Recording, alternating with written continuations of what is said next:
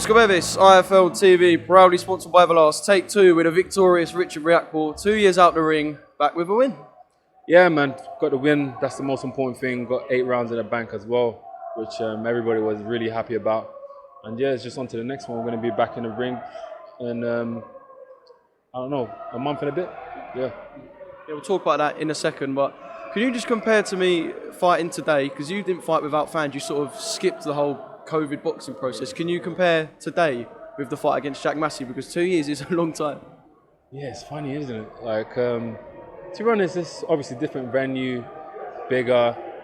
You know, it was fun. It was fun in there, and to be honest, because it was a new launch, and you know, there was a lot of promotion. It was a different experience altogether. You know? But yeah, it was all good. Once I got in there, probably around the 5th, 6th round, I started to kind of just feel it a little bit. I kind of getting in my groove, if you would. But yeah, it's good. It's good. Obviously, you would have done loads of sparring in that time, but I suppose just the pure adrenaline of a fight night probably is like a lot more knackering than anything you've experienced for a while, isn't it? It's funny, isn't it? But yeah, it was, I guess I need to watch it back to really get an assessment of how I looked, how I felt, and you know, maybe some points in the fight where I thought, yeah, okay, I remember feeling that way there, because it's, you know, these rounds go fast. You know, before you know it, you start. Next thing you know, it's over. So, but yeah, we got the W. You know, that's the most important thing, and we're gonna get straight back in, because activity is so important. I remember being in there, my timing was off. It was like I couldn't believe it. It was like shocking to me, honestly, because in the gym when you have like 20-ounce gloves on and you're throwing certain shots, it's different. It's different from actually being in there and thrown with 10-ounce gloves on. And nobody would ever give you that kind of understanding. You have to experience it. You know what I mean? People can say it to you, but you have to experience it. But now I understand what they mean by ring rust. Like, it's a real thing. But listen, 12-0, still undefeated, and we're building the blocks, and we're gonna be like the old school fighters. You want to be active. You know what I mean? There's no point of being half-hearted about this.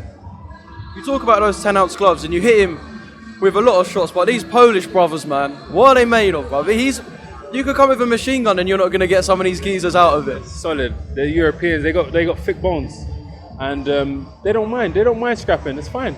That's the mentality over there, and I like that though, because if I'm able to deal with that, you know, it shows what type of fighter I am. You know, he kept on coming. I was giving it to him. He was giving it to me sometimes. You know, that's a fight. That's what people want to see. They don't want to see it kind of completely one-sided. You know what I mean? It's not really that entertaining then. And obviously there was a good knockdown. I haven't watched it back yet, but it was like a catch and shoot. And I hit him right up on the chin. And he got straight back up like some Undertaker. That was funny. I just thought, let me just assess this guy and go again. But yeah, no, it was fun. Honestly, it was a good workout for me.